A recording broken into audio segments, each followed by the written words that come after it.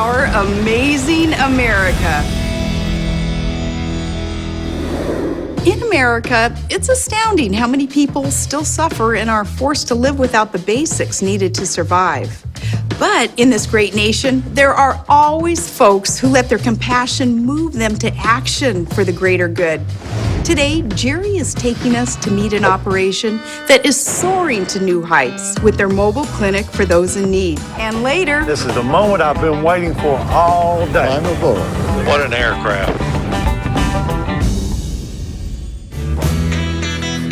I'm Jerry Carroll here in Knoxville, Tennessee. Today we're with Remote Area Medical. Man, this is a big plane and I'm a long way to the ground. The spirit of giving is alive and well in America, and no one knows more about giving than the folks at Remote Area Medical in Knoxville, Tennessee. Initially traveling to foreign countries to help folks without proper access to medical care, they soon realized that there were people right here in their own backyard in the same predicament and have since done missions all over this great nation. Let's see if our guy Jerry can soar with these humanitarians.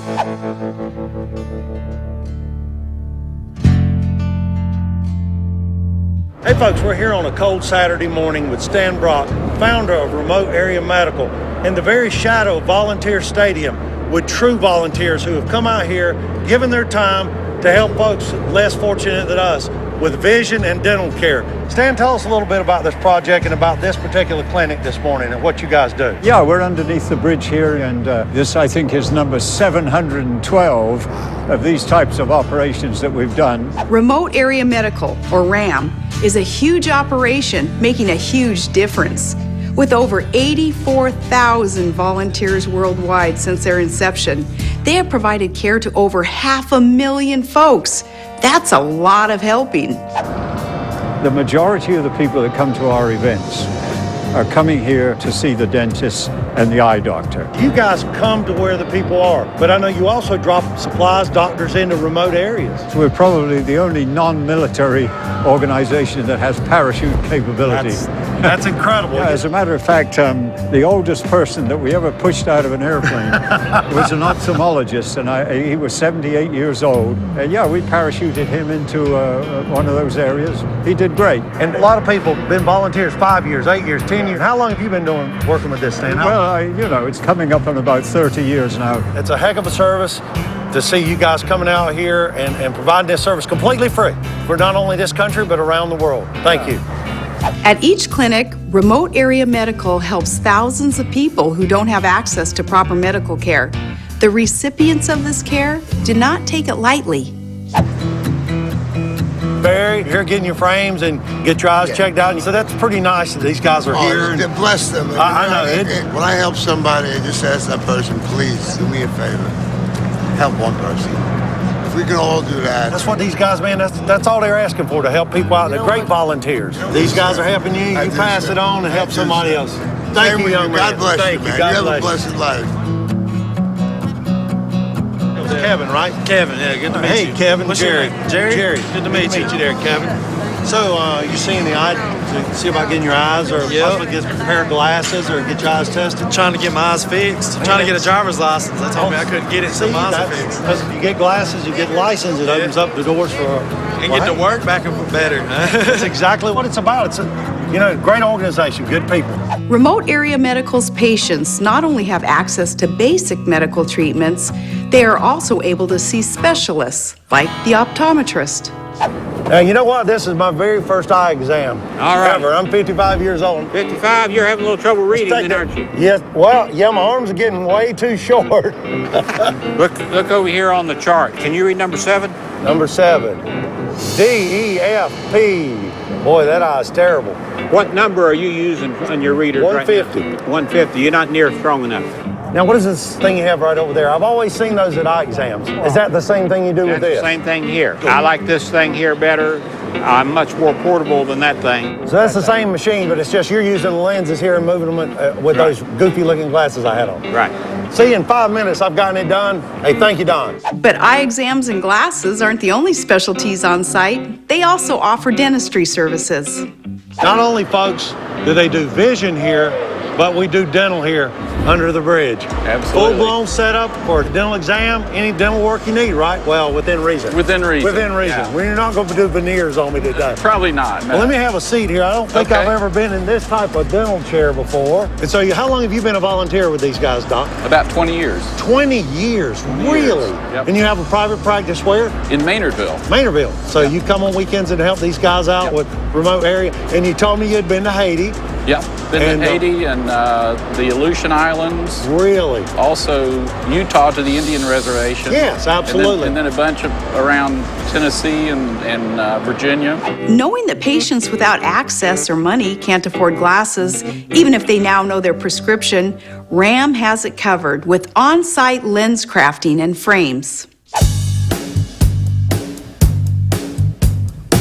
So now we get to see how the lenses are made. Absolutely. We actually carry about 10,000 lenses here. 10,000 lenses here in this remote trailer. Yes, just to make sure we can take good care of you.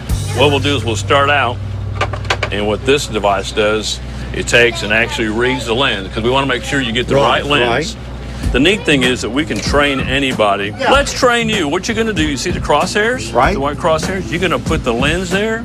Put the lens. Right. This. Oh, well, see, he almost can train anybody. Wow, yeah, absolutely. Hey, now my other lens is You're now trained. I'm now trained. And ready for the next well, step. If this comedy career and this television thing never pans out, I could come and help you guys at the volunteers. That's so now right. what's the next process? Okay, the next step, these are marked by number. All right. Sit it in there. Just on top of that. On the peg, Oh, you're not supposed to drop it. Well, I've got big hands and it's cold. Start. And it's gonna edge with the water. Oh, really? High pressure water, and that's going to do the edging. No more grinding with wheels and all. It's all done with. All done with water. That is amazing. Let me ask you something, Sheila. How long have you been working with this organization, Remote Area Medical? This will be my 3rd year. 3rd year as a volunteer. Yep. Well, God bless you for what And you I do. just came in and he showed me the steps. Really? So you don't have previous training in this? No, sir. You know what? It's amazing. An entire optometrist operation right here in this trailer, bringing vision to the people. This truly is amazing. Coming up, It's the flagship of the Ram fleet. This is the moment I've been waiting for all day. It's a lot harder than I thought.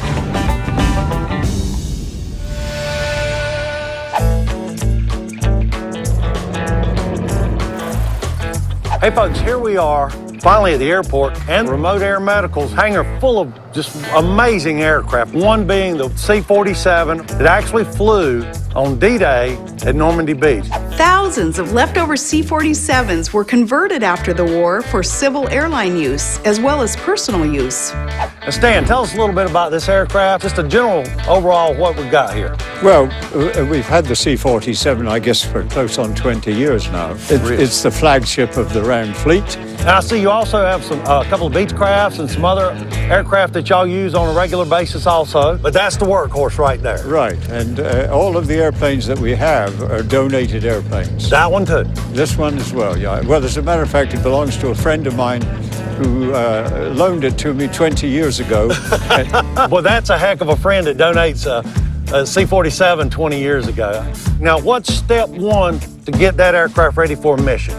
Well, of course, after the basic pre-flight, which takes a lot of time to do the pre-flight, well, the next event is loading the cargo. And the cargo could be anything from doctors and dentists on board, or just the medical supplies, or animals, because we have a big veterinary program here at Remote Area Medical. Really? As a matter of fact, we can put 150 dogs and puppies on board that airplane. Y'all just amazing humanitarians for everything, for people, for animals.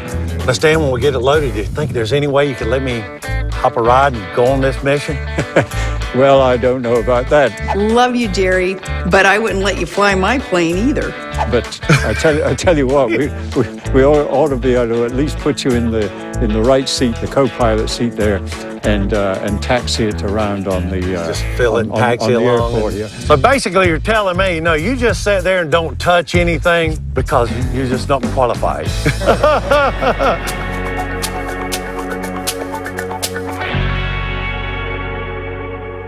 All right, Stan, this is the moment I've been waiting for all day. Climb aboard. Off to the cockpit.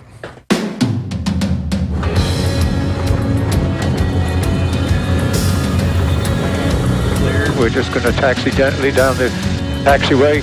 Now, put your hands on the throttles. All right, now forward. There you go, just like an old pro. Yeah. Okay, now we're coming up on the turn here. Kind of tricky, isn't it? Yeah, it's a lot harder than I thought. I think it's a lot to know, a lot to learn, and but it would be amazing to be able to do this.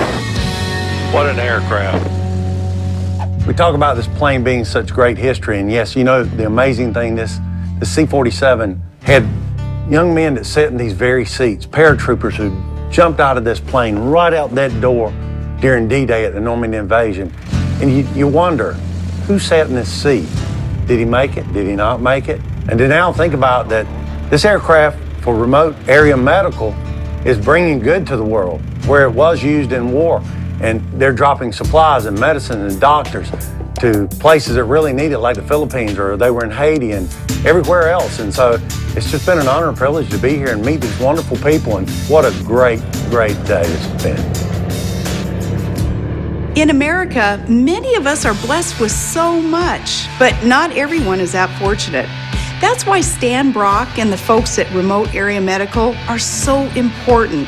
They save lives and provide for people's basic needs so that they can live healthy lives and so that they can know that someone cares. They all share the same philanthropic heart and passion for humanitarianism that is so important in our country and our world.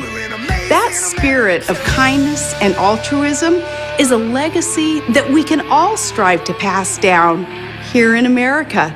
Our amazing America.